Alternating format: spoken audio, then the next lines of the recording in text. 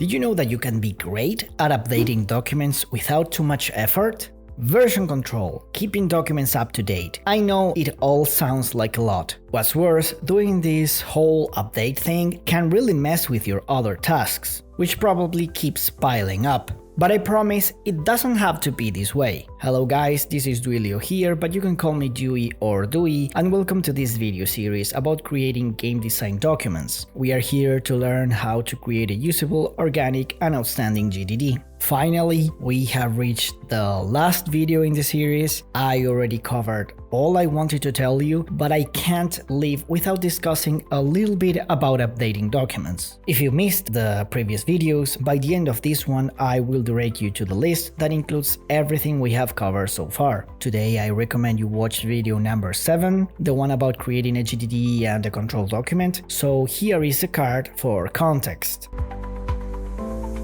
Okay, first question here. When to update a document? Funny answer though, it's totally up to you, as long as you do it. The trick isn't updating the documents, but doing a health check on them. As for when to do it, you can set your own schedule. Once a week, once a month, every 2 months, and maybe when you are asked to do it. This last one is a possible scenario as well. Maybe your project manager already standardized when to check the project documentation. So keep this in mind as well.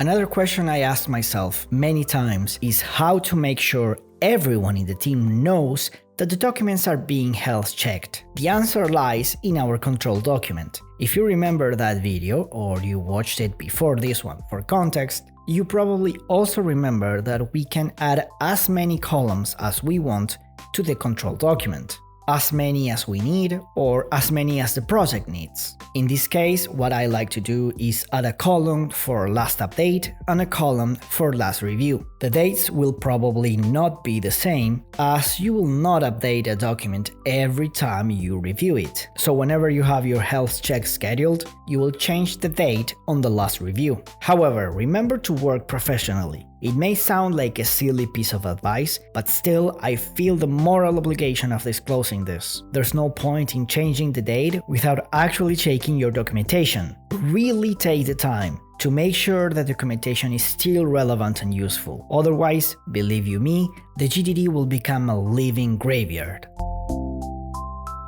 Do I need a version control system? If I had to cut to the chase, I would say no. It's a fair question though. You do not need a version control system. Nowadays, most tools have a built-in version control, so you can rely on that if you want. But the most honest answer would be that it depends on your project requirements. Personally, I do not like version control systems. Tracking if a document is version 1.0 or 2.3 or 5.7.2 is just a nightmare, and a useless nightmare at that. So I avoid a version control with a burning passion. If you are requested to do a version control, again, you can leverage your control document and add a column to keep track of the version of every document. Okay, my people, we are finally done with the video series. Thank you so much for joining me on this trip. Stay tuned for my full online game documentation course, which I will be adding to the description of all the videos in the series once I'm done publishing it. I also invite you to my website to know my other projects, such as my indie game project and my books.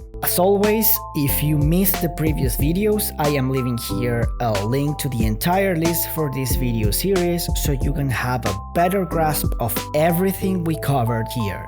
Nothing more to add this time. Remember to like this video and subscribe to my channel so you don't miss the next videos. Stay tuned and see you on the next one.